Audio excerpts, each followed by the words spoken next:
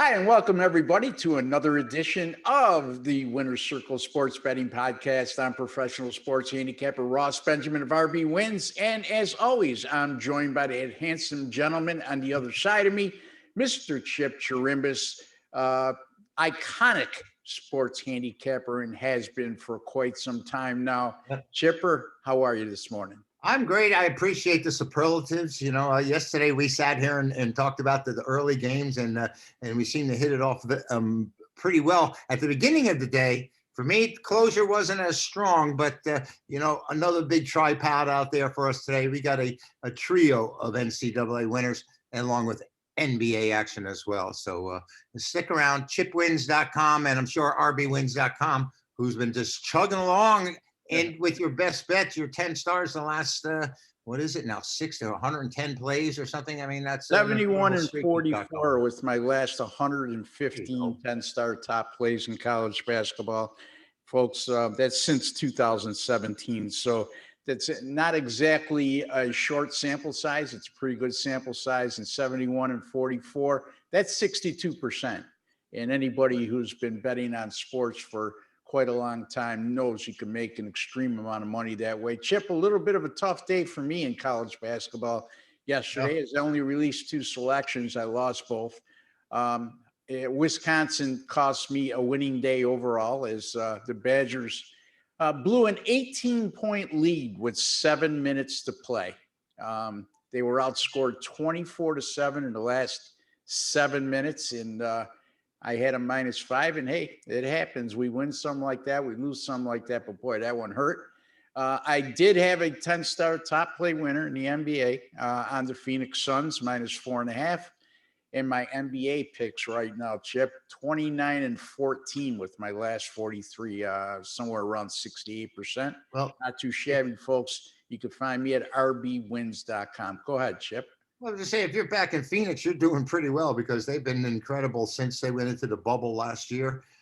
This really has been one of the more consistent and biggest turnarounds in the NBA that I can remember so quickly, because they were there. They were, they just lottery pick, and then bang, all of a sudden, little addition of some veteran help, I think there is the difference. And Chris Paul really made a big difference grabbing him. Not Chip. I mean, this team right now, I don't know. Do they have a chance of winning the West it come playoff time? I don't know if that's the case because the Lakers not a healthy Anthony Davis, but if the Lakers had problems in and out.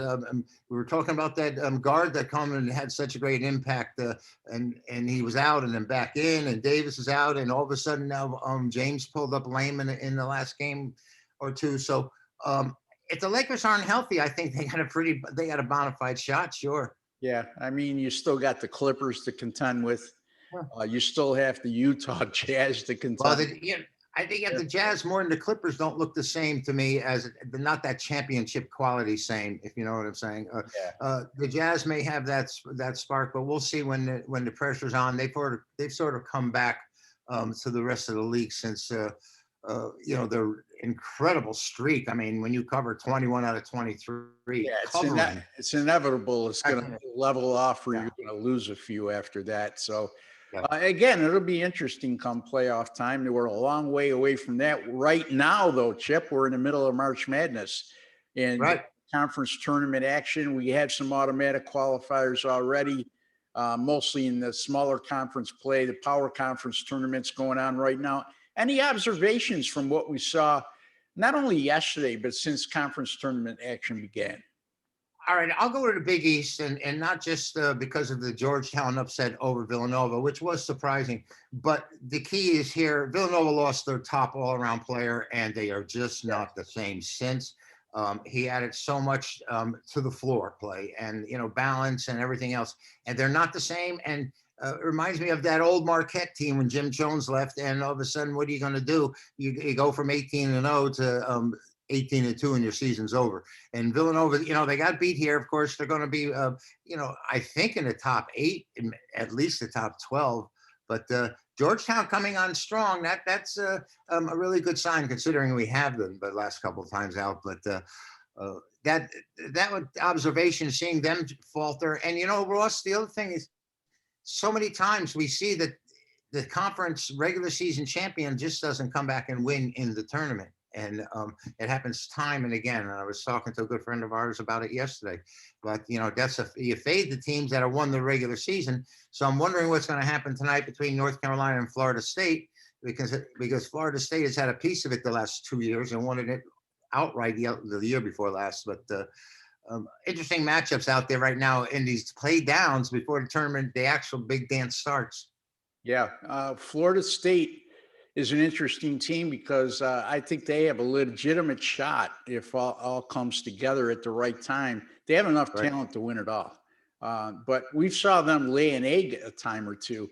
And to your point, Chip, when somebody wins the regular season in a power conference, that doesn't always equate to them winning the conference tournament. And you make a good point, especially in balanced conferences like the Big 12 and the Big 10, where you have 5 or 6 ranked teams within the same conference this year. I would say, the reason why that occurs is if you win the regular season title in the power conferences or in a major conference, you don't have the sense of urgency that other teams may have. You Absolutely. already have you're going to get an at-large bid. It's a matter of what seed you're going to be. Right. You're pretty much only playing for seeding, and that's not a big deal. I mean, if you're number 1, number 2, or number 3, you're still going to have a soft opponent in the opening round, or in a beatable one in the next round. So I think it has a lot to do with that. You stole my thunder with Villanova there. It's a good point, Chip, because their starting point guard, obviously, since he's been injured, they have not been anywhere close to the same team. And how about Georgetown? Okay. Patrick Ewing, the other night, enters Madison Square Garden, and the security guards stop him and ask him for his identification. And he says, "I'm Patrick Ewing." And the security guards didn't know him, didn't know who Yeah. he was. And here's a guy who played all those years for the Knicks, You know, and how many appearances with Georgetown and Madison Square Garden during his college career? well, And go figure, talk about a humbling experience. I was thinking about it, and it's all new personnel in New York. I'm sure that they've come in, and Patrick Ewing has been away out of New York for quite a while. Being at Georgetown, and a lot of bad things have been going on in the Knicks, and not too much news about Patrick Ewing's past of late. But I was surprised too and disappointed that obviously they're. It's a different staff. It's a different time there now, and Yeah, I get that, but you know what? you're supposed If Babe you're Ruth supposed walked through my door right now, I know who he is. I don't care if I didn't grow up in that era. Give me a you'd be break, making man. another Come zombie. on, you're a security guard at Madison Square Garden. You don't know who a Hall of Famer who spent like 15 years of his It career? might be a 22-year-old. It actually might be a 22-year-old kid that's working in that position. And then you Who get knows? somebody who's going to say that inspired Georgetown. It didn't inspire Georgetown. It's just a good story. Give me a break. You still Oh, got to go on the court and play. I don't see where that has anything to do with it. So, all right. So today is Friday, the 11th, and we're going to give out a free pick on today's college basketball card. And before we get to that, Chip, you said you have a 3-pack up for sale. And again, tell Yeah. folks once again how they could find you on the internet, and also how they can contact you if they want to design a package or set up a package specifically to their needs. Right. Well, I have a 3-pack of NCAA best bets tonight, and all 6 teams, all 6 combatants are ranked teams. So we have really top-notch conference plays coming now. The later games. We've been waiting for this, Ross, and started off great with 2 big winners the first time down. Yesterday, got disappointed late with Virginia Tech, as Notre Dame took me down. But North Carolina, excuse me. It hurts me so bad I can't even get it out, Ross. But you can call me at 702-931 Chip, 702-931-2447. We'll work something out for the NCAA tournament. Thank you, Ross, very much. Tonight I got a free play for you in the Big 12. All right, let's hear it. All right. Interesting matchup because Texas has beaten Kansas twice already this season. And that's only happened 20 twice in the last 25 years where a team in a conference has taken Kansas down. So I'm looking for a hat trick here tonight, but there's a lot of different things that are affecting me. And it's the fact that, the adage, you can't beat a team, or it's difficult to beat a team 3 times in a single season. We saw it happen with Duke and Louisville, where Duke had a monstrous career series advantage over the Cardinal, and they came back and they beat them handily in the final game, or in the tournament game, once they got to meet. Same situation here. Last time out, Texas wins 73-72 in overtime. But the time before that, I think it was back in January, Texas handed Kansas its worst home loss in conference history. It was pretty outrageous. Now Kansas is shorthanded here. I would love Kansas in this situation. David McCormick's out, Tristan's out, and there's another issue with this Texas team because they were so bad. I think they were 7-13 against a number. Now they're coming on strong. They not only won their last 4 in a row, Ross, but they've covered in all 4, and now they have some respectability. I'm supposed to be all over Kansas here. I really am. But I am taking the Longhorns, looking from the Gore to Jayhawks. I'm taking Texas in the sweep, looking for a hat trick. And I'm telling you something. You know how I say sometimes I'm like the Antichrist? When I do now, I'm like the anti-Antichrist, taking Texas here because I have no business taking man, you're starting to sound satanic.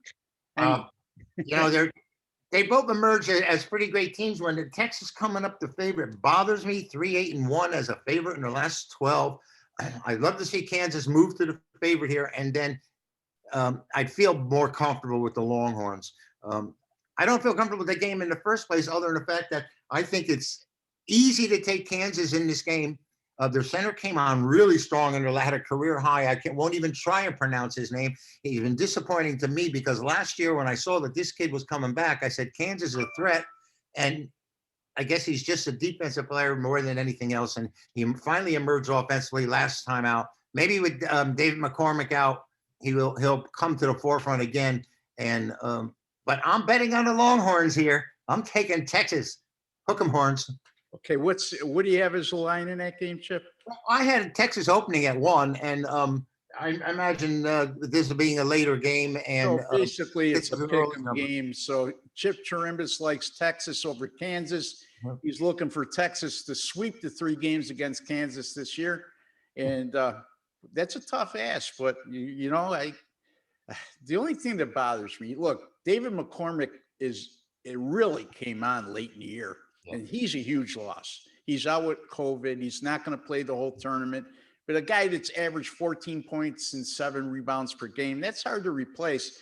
They got away with it yesterday, but now they're facing stiffer competition against a team that they showed they don't really match up real well with. Having said that, they took Texas to overtime on the road. That's been their only loss over the last 2 months. So it's sort of a bold play, I would say, my man. And I wish you the best of luck. I know yesterday you had that over in the Texas Tech game. And how did that end up? Did we lose by half a point on that? You're going to get sick if you didn't look at that. It was over 135. They had 131 with 4:23 in the game. They scored 2 points total in the last 4:23.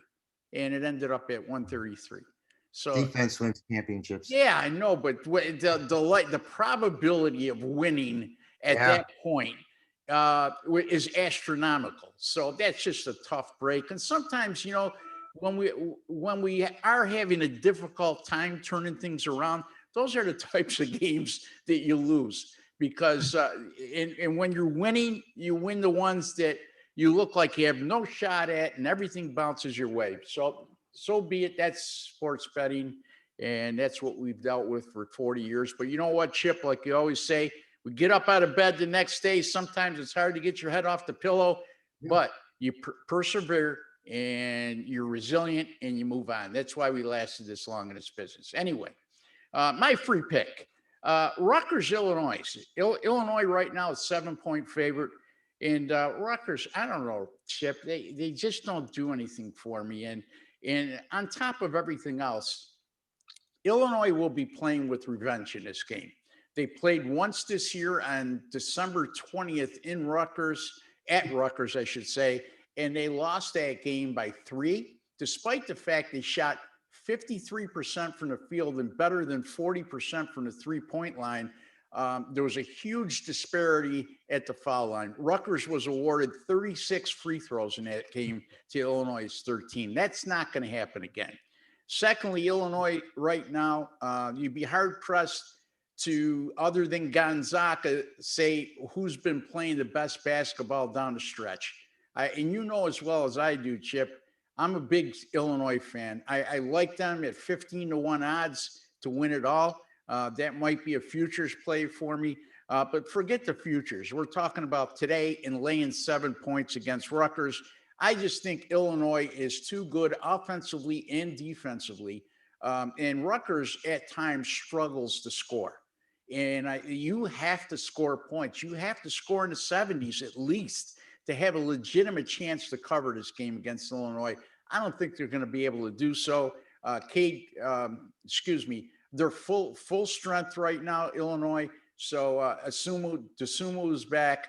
Likely is back. And I like Illinois here, minus the 7 over Rutgers as my free pick in college basketball on Friday, March the 12th. Chip Chirimbes, he likes Texas over Kansas. Ross Benjamin, yours truly. I'm on Illinois, minus 7 over Rutgers. And that's your free picks from 2 of the finest handicappers you find anywhere on the internet.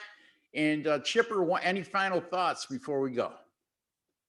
No, I think I feel really good about tonight's games. I got big matchups with big ranked teams, and I like to see the resume and comparative public's opinion, as well as the information that we get from people like you and I that have a little different slant on things, and are a little bit more objective sometimes. I don't think we root for any individual teams as much as we do for our pocketbook. I'm a big Buffalo Bills fan, right? So No. I've made that clear on the air several times, and that's never going to change. It's a thing I hereditary from when I was a kid.